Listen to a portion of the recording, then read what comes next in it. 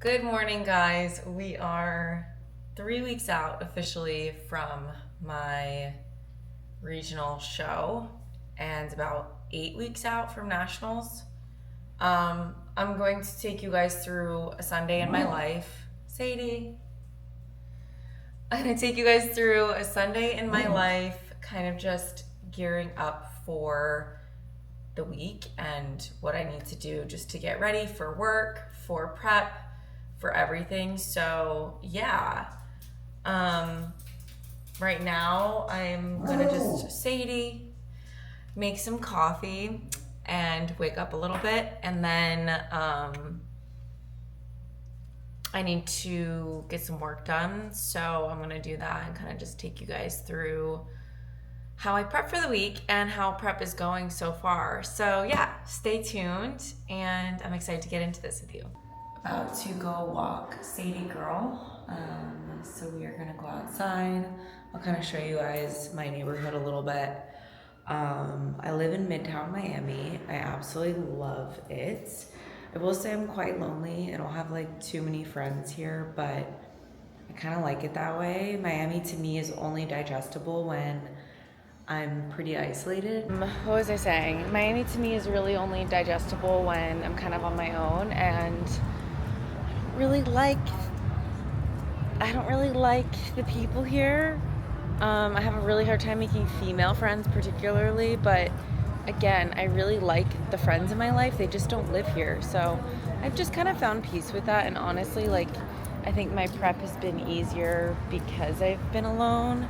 And there's not so many energies that I'm bouncing off of, and people to answer to. And yes, I definitely think it's important to not just be 100% selfish on prep, but it's made it easier. It's made it easier for me to just focus on myself. And I do call my friends very frequently and all that. But yeah, so this is my little neighborhood. This is our little walk that we go on every morning. And it's really nice, honestly. There's everything that you need in this little corner.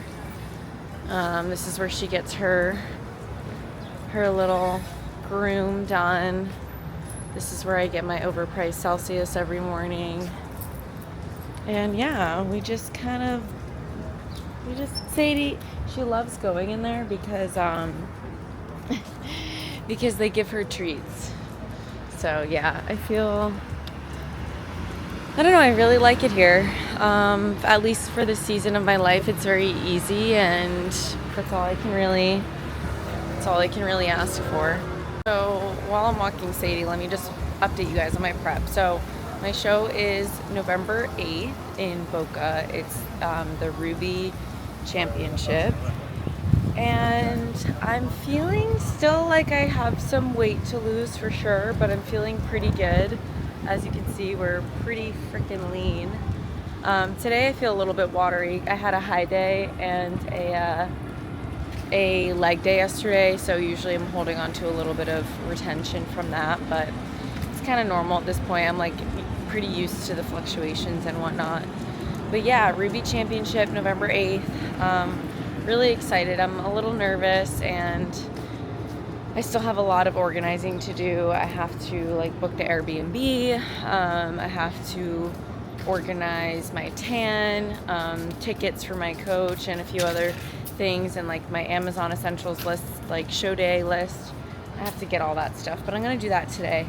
Hold on, Sadie's taking a poop, 1 sec. But yeah, so literally 3 weeks. It's crazy. This whole prep has honestly been really, really easy. I had some digestive issues from the jump that were really bad for the first 2 months, and then we figured out I was just having too much magnesium. So we figured that out, but me and coach were at the point where we were thinking about getting a stool test done and this and that, just to make sure I didn't have a parasite. So that was the only rough thing. And then beyond that, I think just feelings of being isolated and lonely I've struggled with. But honestly, this has been the easiest prep I've been through, and I have to say it was definitely because of my off season that I took.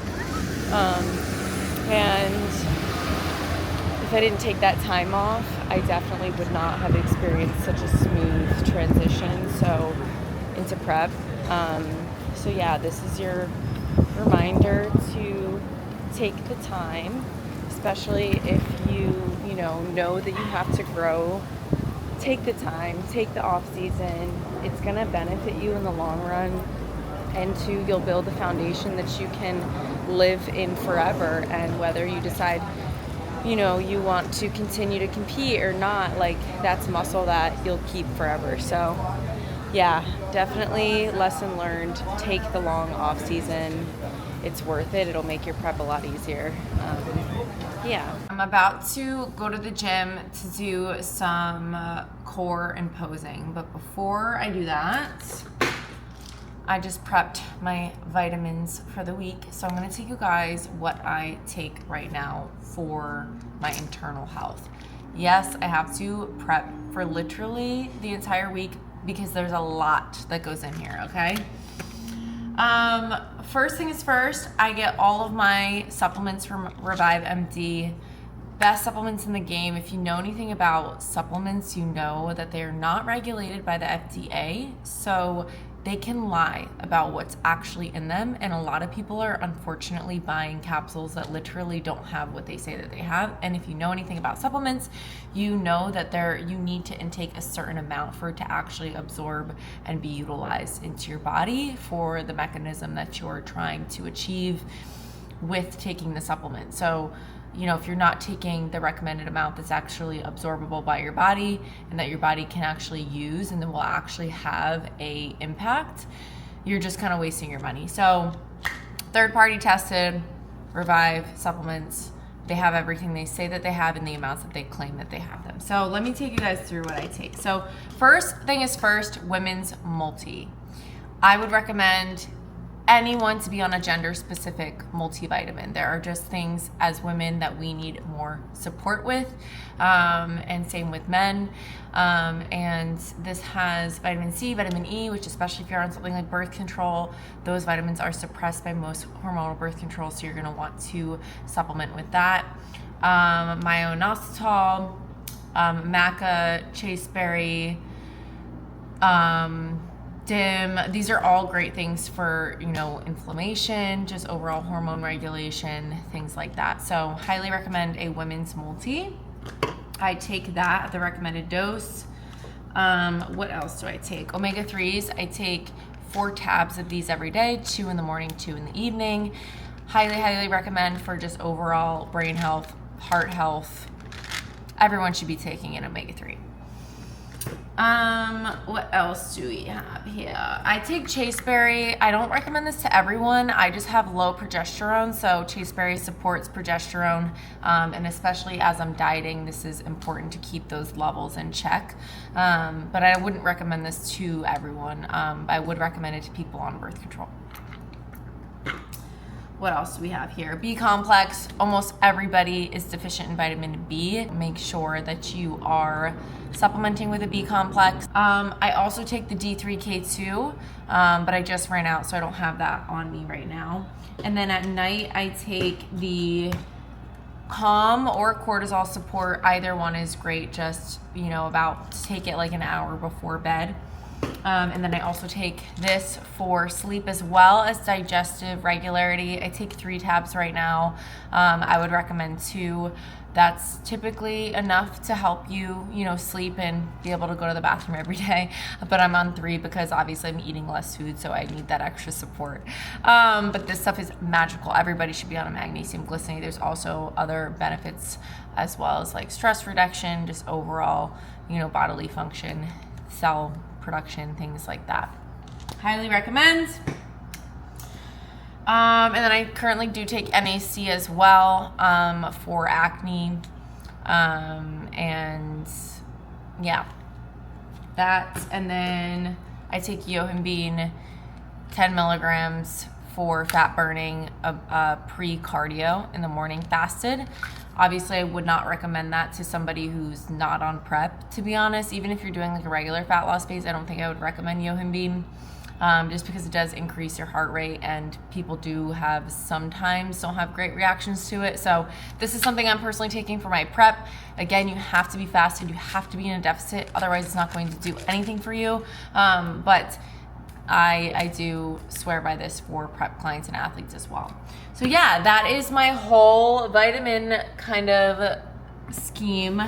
And yeah, I'm about to get changed and we are going to head over to the gym, get some posing in. I'm going to take you guys with me, do some core. I'm also going to take you guys with me. And yeah, just kind of like a Sunday reset. So cool. Well, I'll see you guys soon.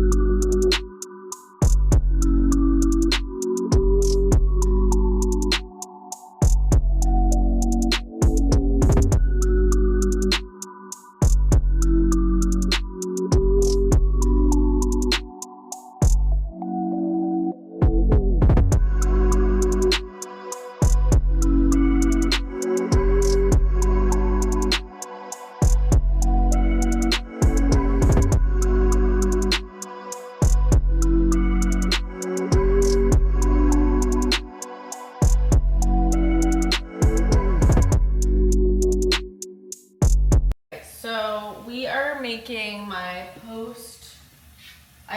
not really post-workout because it's a rest day, but posing / core meal. This is my second meal of the day. So rest days are the hardest days. I really look forward to my rest days, honestly, but they're the hardest days because they are my low carb days, and I basically just get trace carbs from fruit and veg.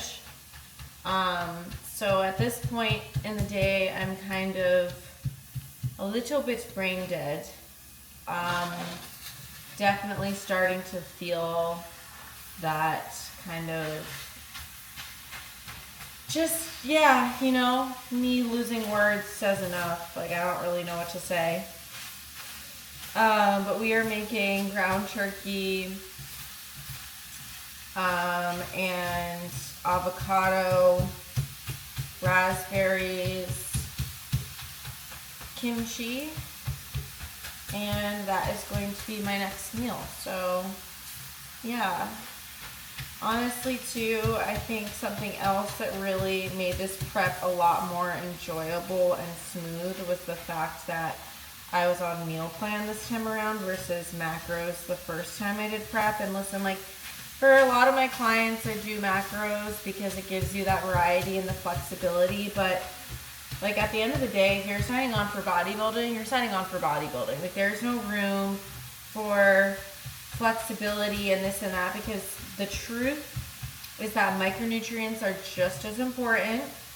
And if you don't have someone controlling what you're eating, not only how much protein, carb, fat, but like fiber, sugar, sodium, all that stuff matters. All that stuff is going to affect how you peak. It's going to affect your digestion. So, we made some significant meal plan changes because of my digestive issues. Like, we had to change out oats to cream of rice. We had to take out egg whites. We minimized the Greek yogurt. And, I think that having a coach be able to monitor your meal plan that closely is really important. So I let my competitors do macros during their off season, but prep, I think it's necessary to have your competitors on a meal plan, because all those things again matter. And if something comes up like a digestive issue, you want to be able to pull from a lot of different changes and variables to make sure that you're controlling exactly what you can. And, you know, the more control as a coach you have over someone's nutrition protocol, the better. So, yeah, I don't know. I see the benefit of macros versus meal plan. Like, I get it. And I did do macros, but I can definitely say that I prefer meal plan, and I will only be doing meal plan moving forward if I, you know, decide to compete after this season, and for my competitors as well. Oh my gosh, I am just desperate to eat right now. Y'all have no fucking idea how long I've been waiting for this meal. Let's see. Need 2 more grams of this. Yeah. So yeah, I hope that that's helpful, but I just feel like, I mean, yeah, macros are great, but yeah, I mean, even a lot of my lifestyle clients now prefer, they prefer meal plan over macros because it just takes kind of the guessing out. And I feel like, again, even with lifestyle clients, like being able to control someone's fiber intake, sugar, water, so like all that stuff is important. So when you have someone on macros, like, yeah, sure, you can tell them to get 25 grams of fiber per day, but the clients that actually do that, I have to ask, you know, like with some of my lifestyle clients, they're like, oh, my digestion's been shitty. And I'm like, all right, well, where has your fiber intake been? Because I write it on the sheet that it's supposed to be 25, but whenever I ask, they tell me it's under 25. So it's like, okay, you know, you have to, as a coach, like, you have to keep checking in on that stuff, especially for lifestyle clients, because, you know, obviously we don't need to make our lives about, you know, fitness and fiber and this and that, but I understand that some weeks aren't going to be perfect, but it's like, if you're signing on to something and you want to feel your best, and you, especially if you're someone who has digestive issues, like, you got to be hitting your fiber. So these are all just things to keep in mind if you sign up with a coach. If you decide to do meal plan macros, like meal plan, you're just getting the assurance that you're intaking exactly what you need to intake to feel and look your best. So yeah, I mean, that's my 2 cents on the subject. You know, obviously benefits, drawbacks to both. So you just kind of have to balance out, like, what is right for you and what's not right for you. And everyone's a little different there. Like, some people can tolerate, you know, being on the same meals for X amount of weeks. Some people just really can't. And anyways, you kind of just have to think about, well, what do I prioritize? Am I someone who really cannot have the same thing every day? Is that going to get in the way of my adherence? Then if it's going to get in the way of your adherence, then pick the option that's going to be more sustainable for you. Yeah, I hope that helps. I don't know, I kind of just rambled. I'm about to eat this. So excited. Oh my God. Get in my mouth. Yeah. Honestly, at this point in prep, anything tastes good. Foods, I got some of my must-haves for the week. So I'm going to take you guys through what I got. I already put some stuff away, but I'm going to show you guys the situation right now. So staples, we have the ground turkey, eggs, tons of berries, turkey kimchi, and rice, as well as some yogurt. And then in here we just have more berries, more rice, and honestly, that's all I really got in here too. I got some beef for my friend in the building who needed it, and a little bit more yogurt because I always tend to run out of that. But yeah, it's honestly the basics. And here's what I will say about food is that it requires preparation. Like, at the end of the day, if you're not preparing the days that you're going to go grocery shopping, if you're not preparing the days that you're going to meal prep, especially if you're someone who, you know, works out of the house, you're basically setting yourself up for failure. And it's important to make sure that you have the systems in place in order to, you know, actually adhere to your plan. Otherwise, you're just relying on pure luck to get to your goal, which sounds like, it sounds obvious, but you'd be surprised for how many people that's not obvious to. Is like, yes, in order to execute something, you have to set up the systems in order for it to get done. I think a lot of people just hope and pray that, like, when they hire someone, that all of a sudden they'll be super adherent with everything. But it's like, unless you have a plan in place, you know, like that, you're just shooting for the stars. So have a plan. I always tell clients, have a plan for when you're going to buy groceries and have a plan when you're going to meal prep. Another thing is everyone always kind of overshoots what they think they can do, undershoot what you think you can do, and then you can overperform. So for example, like you say you're going to meal prep for the entire week. Number one, that's a lot of cooking. That's a lot of time on a Sunday night when you could be spending it with family, doing other things. So why don't you pick 2 days a night where you're going to meal prep, and maybe you'll surprise yourself and meal prep for the entire week instead. Same thing with training, same thing with steps. Is like, we aim for 6 days a week. Why don't you just aim for 4? That way you can mark it all off and say that you actually did it, versus aiming for something that's completely untangible and then you can't even get it done. So yes, this is a subject of like creating systems that work for you, creating systems that are realistic for you, and actually completing them versus shooting for the stars and then never getting anything done. That goes for grocery shopping, meal prepping, training, steps, just habits in general. So yeah, anyways, I hope that helps someone.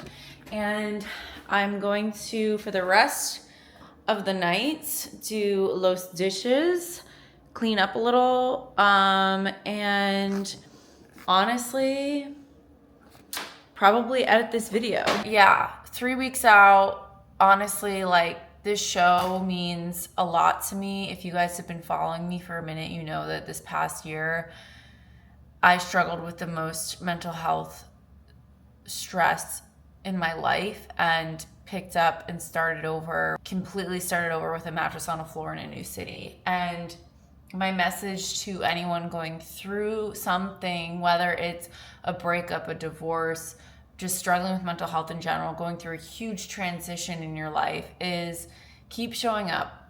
Keep showing up and crossing off the non-negotiables. Create a list of non-negotiables for yourself and stick to it, because I never gave up on my fitness. I never gave up on my vision of competing, even when I was literally going through it. And I remember this one day,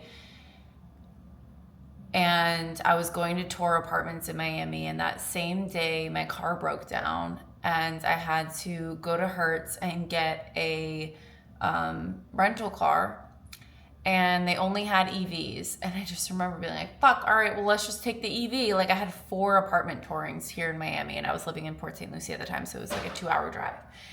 And I just remember everything going wrong that week, from my car breaking down to me and my partner breaking up to having to drive an EV. And then halfway through the drive to Miami, the EV ran out of fuel. And I didn't realize that when you charge an EV, you need to have like 2 or 3 hours blocked out to do that. And so I parked the car after trying to find a charger for an hour. I was going to be late to my appointments. I booked an Uber. I made it to Boca. I booked an Uber from Boca to Miami, toured my apartments, heartbroken, sad, tired, came back, got in the EV, charged it for 2 to 3 hours. After going on like 4 apartment tours, got back and I had to train legs. And I just remember being at that leg session underneath the leg press with like 10 plates under me, and just being like, Talia, if you can get through this, you can get through anything. And so this past prep and just everything else that I've been through since that moment, I have referenced that one moment, and it has literally changed my brain chemistry. If you can if you can channel pain into action, you will be unstoppable. So that is what this prep to me is about, because I was at a lowest of lows. And I just am here to remind you that you matter and you're gonna be okay. And the worst days in your life are not going to last, and there's going to be happy days. And I promise you that. And you're going to become so much stronger, so much more resilient, and life is only meaningful because of challenge. Life would not be meaningful if it was all daisies and rainbows. So remember that the sadness, the hardship, the transition, the discomfort, the turmoil, that's all a part of the beauty and the dance of life. So just remember that. I'm sending you so much love. You're not alone. You're going to get through this. And that's what this prep has been about. So this is the revival, baby. See you guys in 3 weeks.